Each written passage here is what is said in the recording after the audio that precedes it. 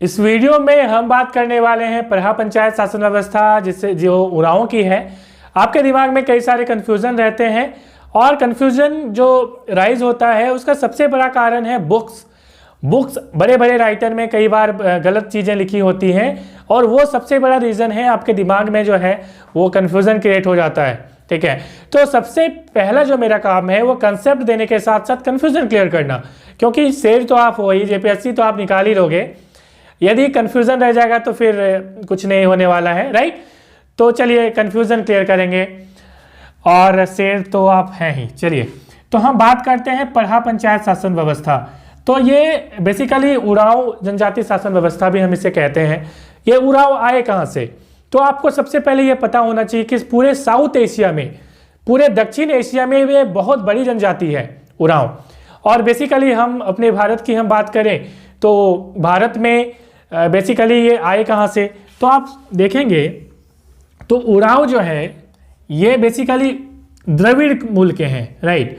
द्रविड़ मूल के हैं ये। यदि आपसे पूछा जाए कि ये कौन से मूल के हैं तो ये आपको द्रविड़ मूल इसका है, राइट। और बेसिकली हमें पता है द्रविड़ मूल कहाँ से हैं। तो बेसिकली ये साउथ से आए, दक्षिण भाग से आए, कर्नाटक है, आपका महाराष्ट्र है, राइट, यहाँ से वो आए।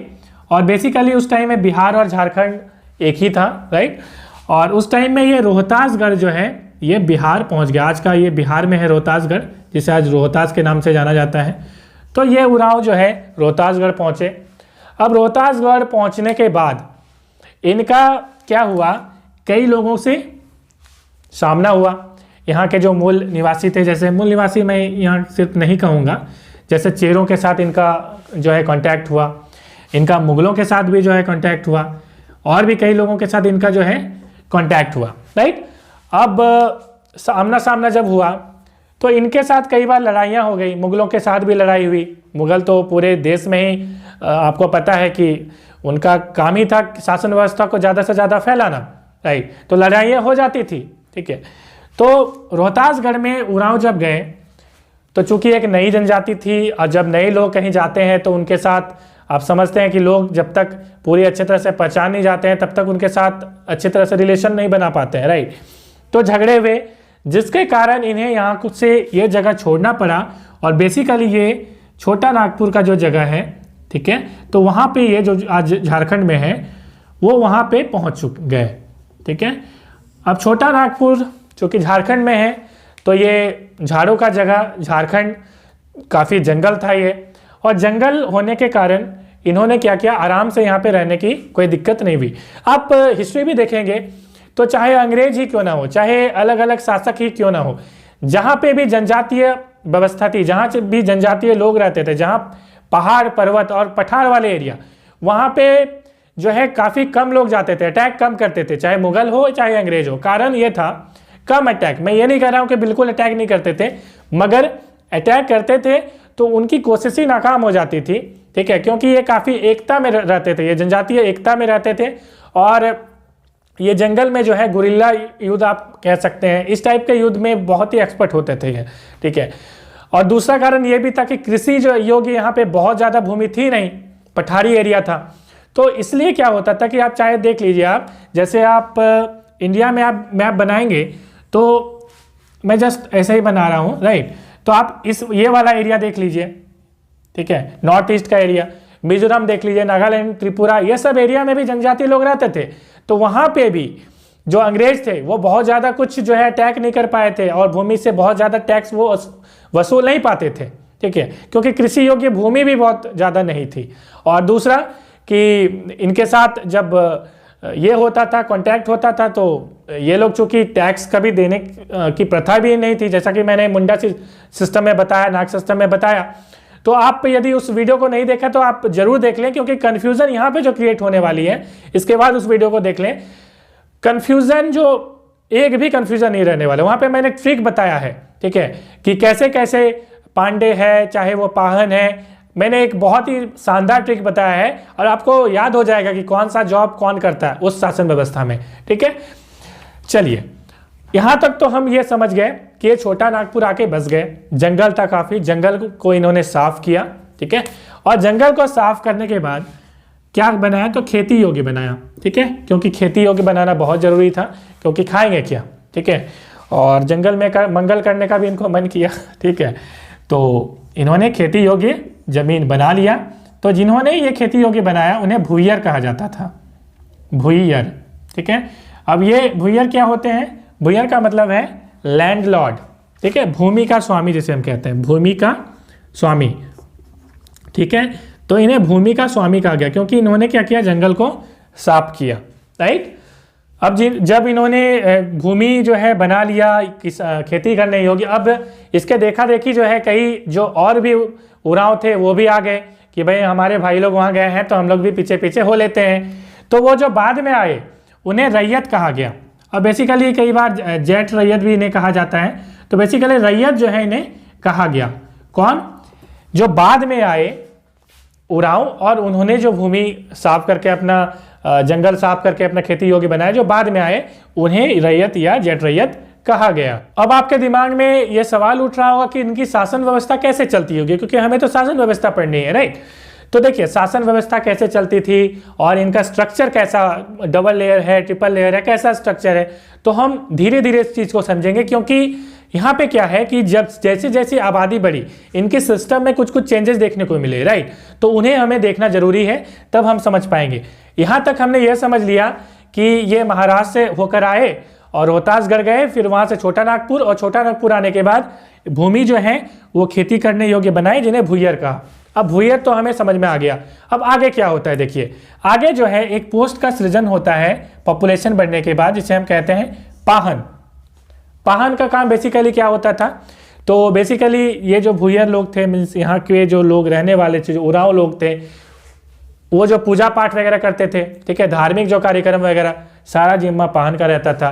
या जो एडमिनिस्ट्रेटिव जो काम है, ठीक है, मीन्स प्रशासनिक जो काम होगा वो भी कौन करते थे, तो पाहन ही करते थे इनिशियली। लेकिन ये ध्यान रखेंगे, आगे हम समझेंगे कि इनका काम चेंज हो जाएगा बाद में। इनिशियली यदि आपसे पूछा जाए कि पाहन का काम क्या था, तो धार्मिक भी काम यही करते थे और जो एडमिनिस्ट्रेटिव जो प्रशासनिक काम है वो भी पाहन ही करते थे, ठीक है। अब पाहन होने के बाद आगे क्या हुआ कि गांव जो है थोड़ा सा पॉपुलेशन बढ़ा। देखिए यहाँ पे आप स्ट्रक्चर में बना देता हूँ, राइट। अब स्ट्रक्चर आप यहाँ पे देखेंगे कि कैसे स्ट्रक्चर बना।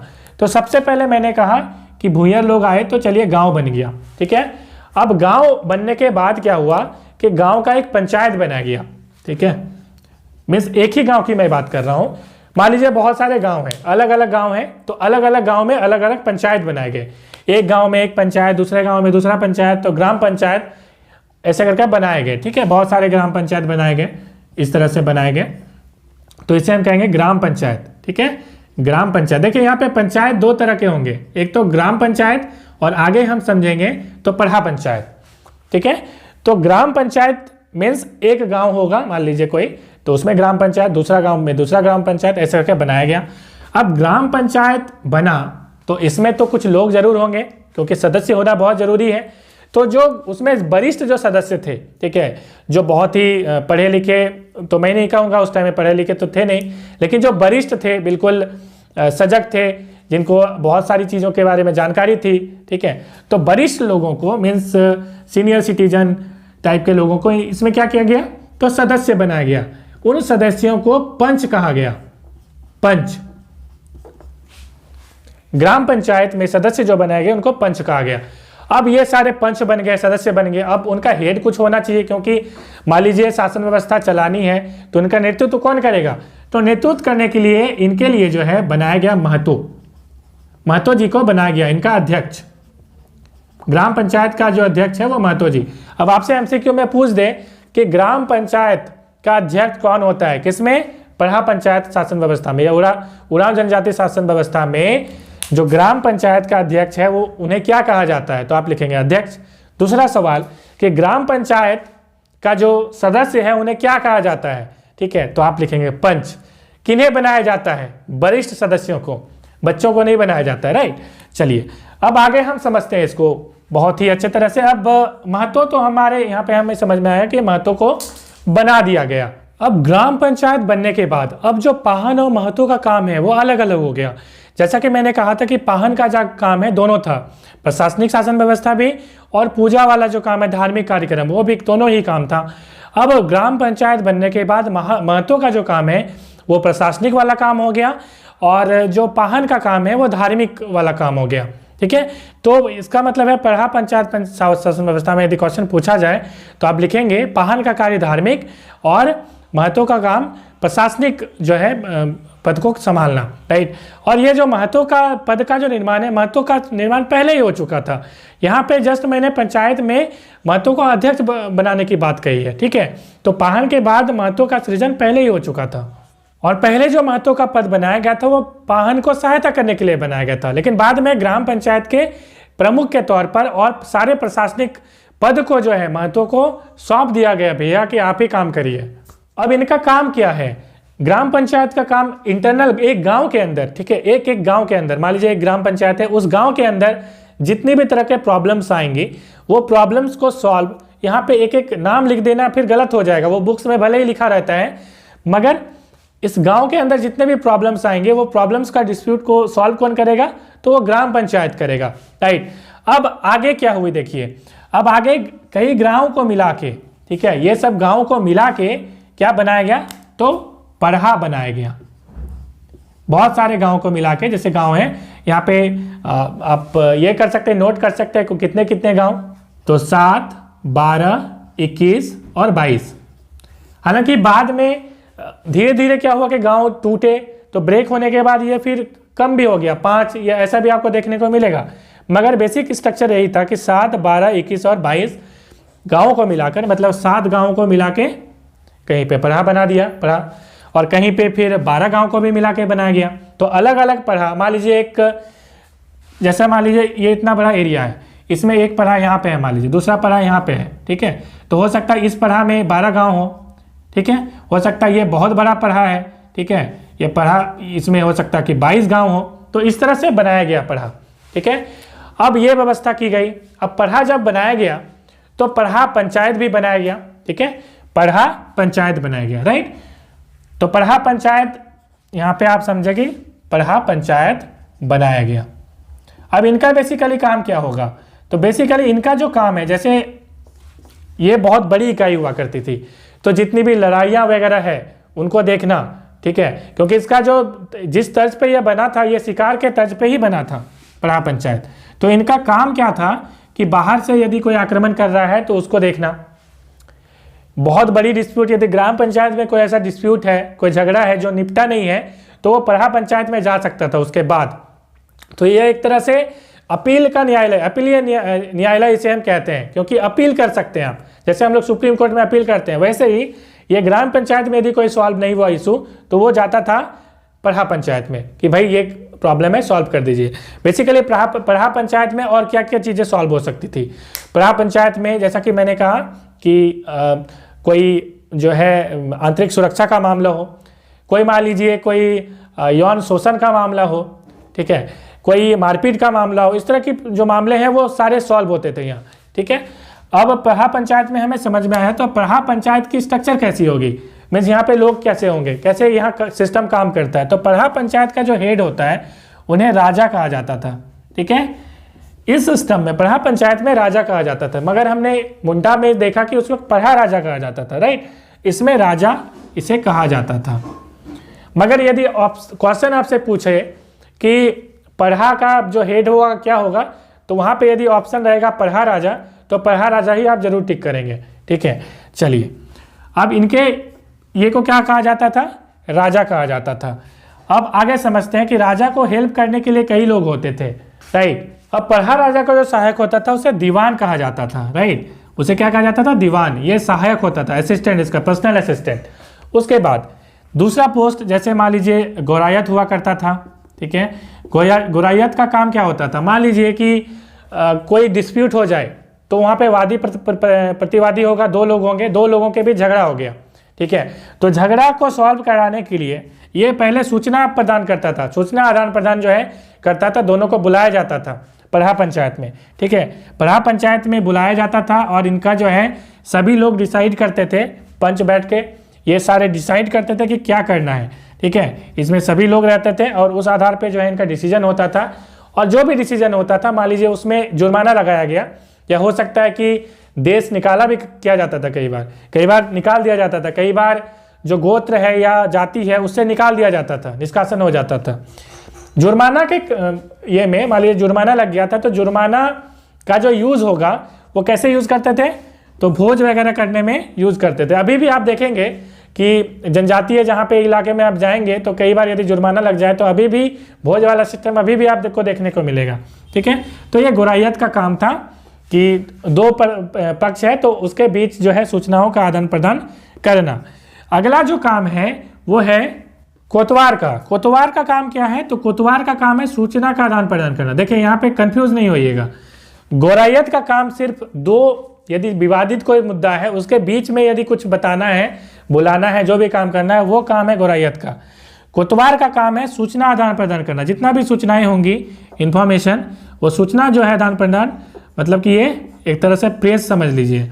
ठीक है, तो ये सूचना का आदान प्रदान ये कोतवार करता था। और एक जो पोस्ट है वो है पेन भरा। तो पेन भरा का काम क्या है, तो पेन भरा का जो काम है वो है देखिए पेन भरा नाम से ही लग रहा है पानी भरने वाला काम।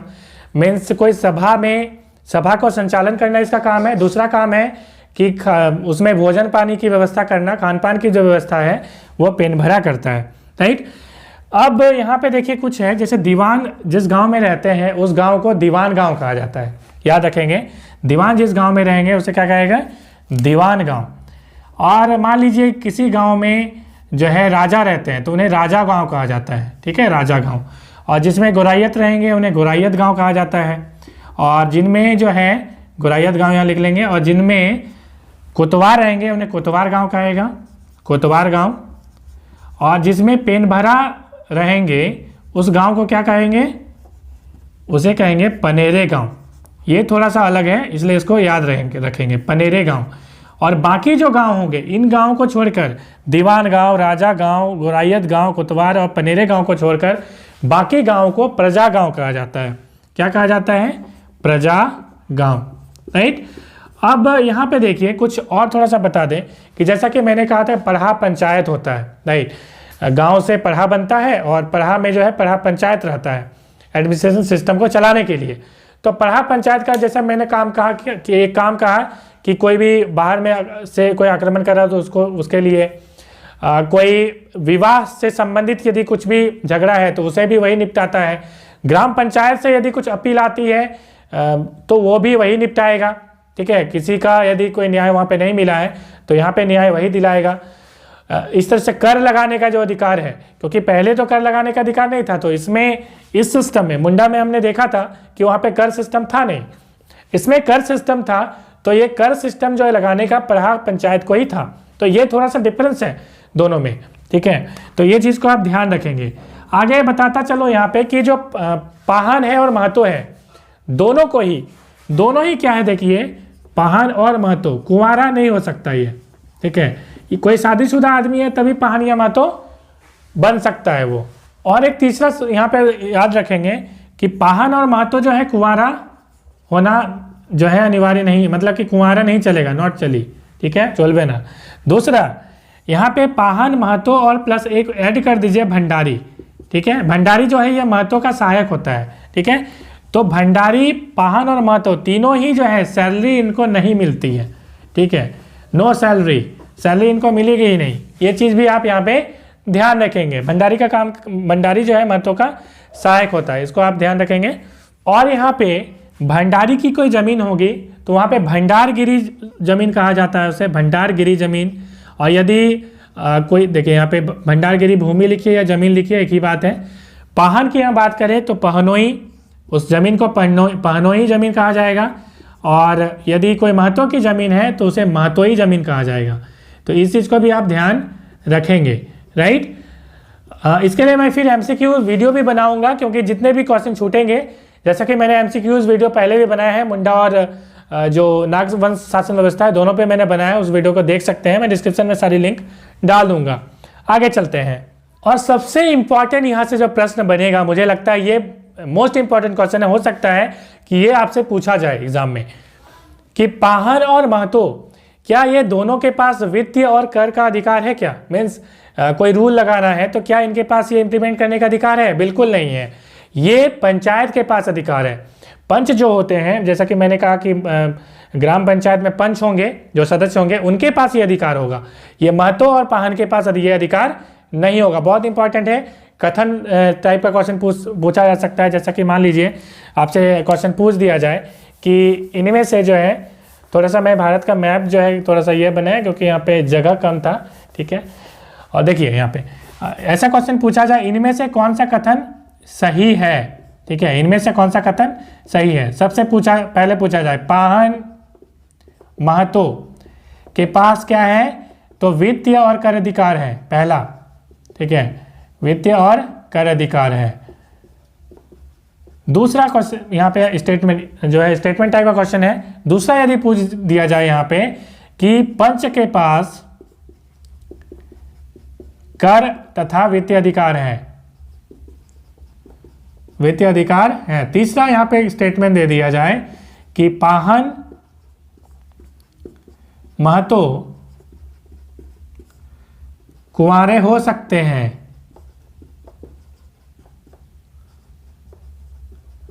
और चौथा दे दिया जाए यहाँ पे कि पाहन महतो और भंडारी, ठीक है, भंडारी को सैलरी नहीं मिलती, ठीक है। तो यहाँ पे जो है आपका कौन सा स्टेटमेंट सही है आपको बताना है। पांचवा ऑप्शन आपसे दे दिया जाए कि 2, 3, 4 आर राइट, ये चारों जो है क्या है, सही है। तो कौन सा करेंगे, देखिए, तो पाहन के पास वित्तीय अधिकार नहीं होते हैं, जैसा कि मैंने कहा। पंच के पास होते हैं, पाहन महतो कुंवारे हो सकते हैं क्या, तो यहाँ पे कुंवारे नहीं हो सकते, तो ये भी गलत है। तो यहाँ पे मैं ऑप्शन चेंज कर देता हूँ, ठीक है। तो यहाँ पे मैं ऑप्शन रख देता हूँ 2 और 4, ठीक है। तो जैसा कि मैंने कहा कि पाहन महतो कुंवारे नहीं हो सकते, तो ये भी गलत, ठीक है, ये भी गलत, ये वाला सही है, ठीक है। ये पाहन महतो को सैलरी नहीं मिलती, ये भी सही है। तो 2 और 4 सिर्फ सही है। तो इस तरह के सवाल आपसे पूछे जा सकते हैं। और एक यहाँ से बहुत इंपॉर्टेंट है कि ये जो उराव है, उनके जो देवता है उनका नाम क्या है, तो धर्मेश उनका देवता का नाम है।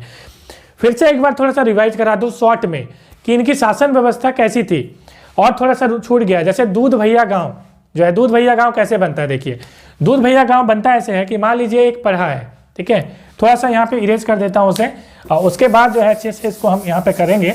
मान लीजिए कि यहाँ पे गांव था, ठीक है, पहले आए तो गांव था, ठीक है, सबसे छोटी इकाई गांव हो गई। अब कुछ गांवों को मिला के क्या मैंने कहा 7, वहाँ पे जैसे बताया था 7, 12, 21 या 22 गाँव के मिलके क्या बना, पढ़ा बन गया, ठीक है।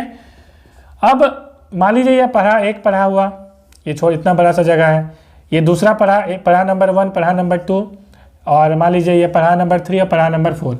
तो ये अलग अलग जो पढ़ा है, ये अलग अलग गांव मिलके पढ़ा बना है, ठीक है। अब यहाँ पे मान लीजिए इसमें एक गांव को मन किया कि भाई एक काम करेंगे, इस पढ़ा से निकल के हम इस पढ़ा में चले जाएंगे, उसमें सम्मिलित हो जाएंगे, ठीक है, ठीक है। मतलब आप समझिए कि ये पहले दूसरा पढ़ा था, दूसरे पढ़ा से निकल के इस पढ़ा में चला गया। ये उस टाइम में व्यवस्था थी। इस टाइप का भी क्वेश्चन पूछा जा सकता है, क्या पढ़ा पंचायत व्यवस्था में ऐसी व्यवस्था है, इसलिए इसका पढ़ा पंचायत शासन व्यवस्था भी नाम पड़ा है। इस चीज़ पे भी आप ध्यान रखेंगे। तो एक पढ़ा से दूसरा पढ़ा में ये जा सकता है, ठीक है, एक गांव, लेकिन इस सिस्टम को बोला जाता है, ऐसा यदि कोई गांव बनता है तो उसको बोलते हैं दूध भैया गांव।